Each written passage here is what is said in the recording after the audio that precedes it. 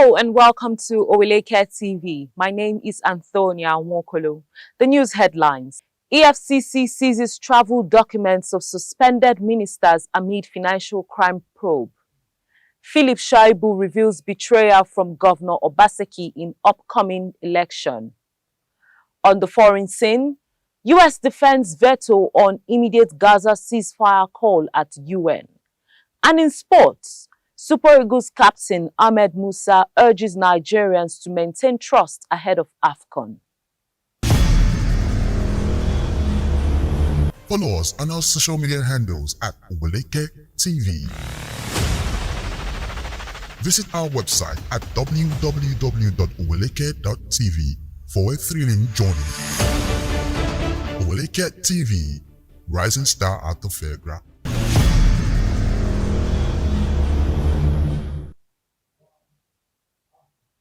Welcome back. Now the news in details. The Economic and Financial Crimes Commission yesterday took possession of the travel documents, including the international passports of the suspended Minister of Humanitarian Affairs and Poverty Alleviation, Dr. Betta Edu, her predecessor Hajia Sadiya Umar Farouk, and the suspended National Coordinator of the National Social Investment Program Agency, Halima Shehu.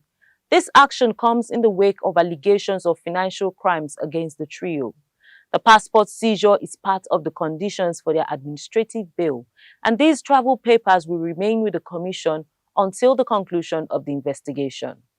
The investigation focuses on the activities of Edu, Umar Farouk and Shehu in the ministry, particularly concerning the disbursement of the humanitarian fund to beneficiaries.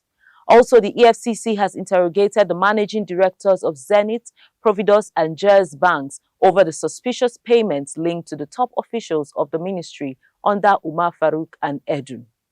Meanwhile, Minister of Interior Olubunmi Tunji-Ojo, who is connected to a company implicated in a ministry contract, was seen at Aso Villa for a scheduled appointment, although he did not meet with the president. The ongoing probe involves allegations of conspiracy, violation of Anti-Money Laundering Act, and suspicious transactions by the banks involved. The Deputy Governor of Edo State, Philip Shaibu, has openly expressed his feelings of betrayal towards his principal, Governor Godwin Obaseki, for not throwing his weight behind his candidacy in the upcoming 2024 governorship election. Shaibu, who asserts that he was persuaded to serve as the deputy governor to Obaseki, stated that he contributed significantly to Obaseki's administration, both in terms of political structure and financial support. Shaibu revealed his deep hurt and disappointment, expressing his sense of betrayal as Obaseki chooses to support an external candidate instead of him. Parents of over 10,000 Abubakar Tafawa Balewa University students object to the imposition of a compulsory toxicology test and oath of good character and compliance form for the upcoming academic session. The test, introduced by the university administration in response to a student protest following a student's murder, aims to identify drug involvement among students. Parents expressed concern over the additional financial burden, with some arguing that the test should be conducted internally to alleviate costs and hassles for families already struggling with fees. In contrast, university officials defend the measures, stressing the need to safeguard students' well-being and protect the integrity of the institution. They argue that the expense of the toxicology test is insignificant compared to the potential consequences of student involvement in drugs. They said that the test and oath form are essential to maintain discipline, create a safe learning environment, and address the underlying issues that led to student protests. Let's go on a short break. We'll be right back. Follow us on our social media handles at Oweleke TV. Visit our website at www.oweleke.tv for a thrilling journey. Oweleke TV, rising star at the fairground.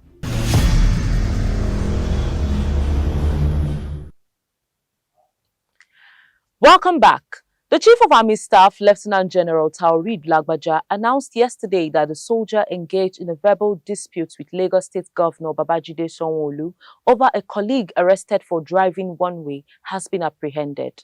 Lieutenant General Lagbaja asserted that the individual does not represent the Nigerian Army and would undergo a thorough investigation for violating rules of engagement. Addressing reporters in Enugu State after visiting the headquarters of the 82 Division, the Chief of Army Staff emphasized that the soldiers' actions contravene disciplinary standards, the Constitution, and the laws of Lagos State.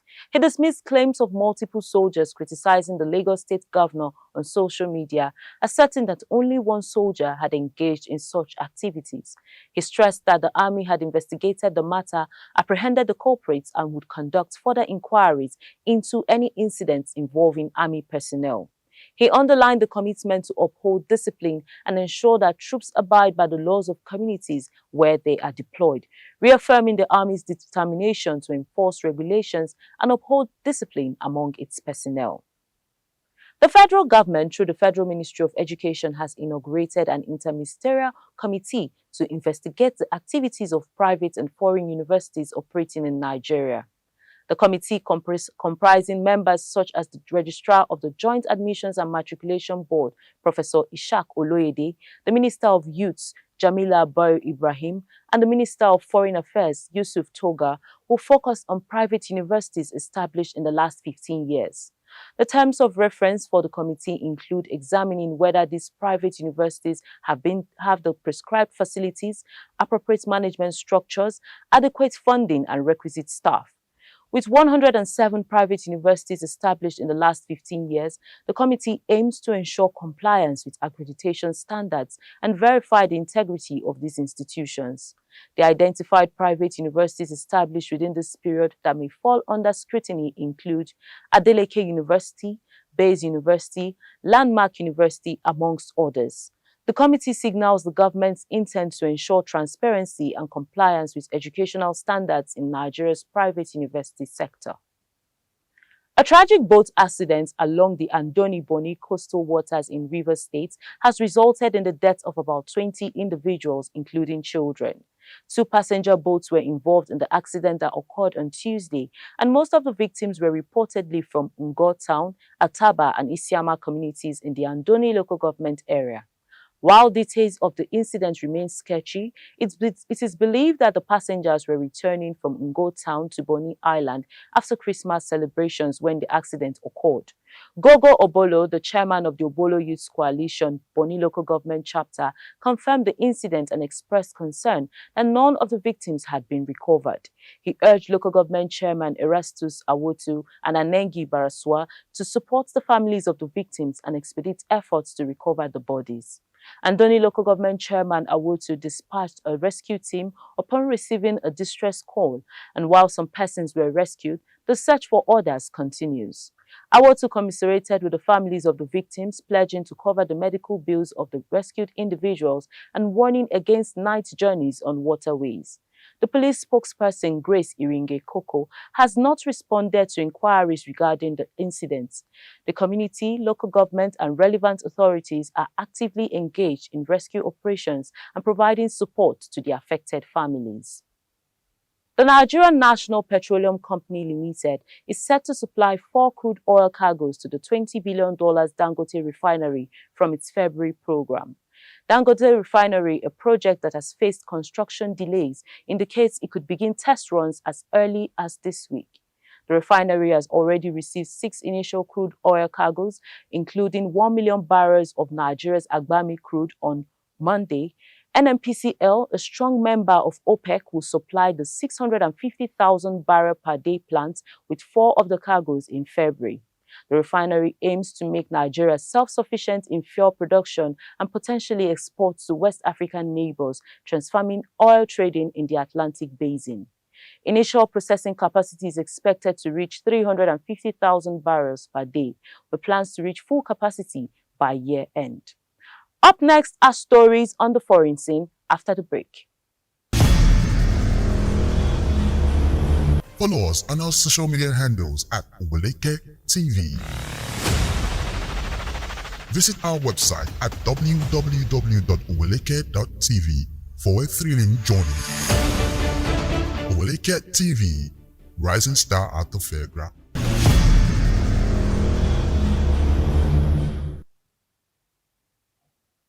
Welcome back. On the foreign scene, the United States Deputy Ambassador Robert Wood defended the country's veto of a Russian proposed amendment calling for immediate hostility suspension in Gaza.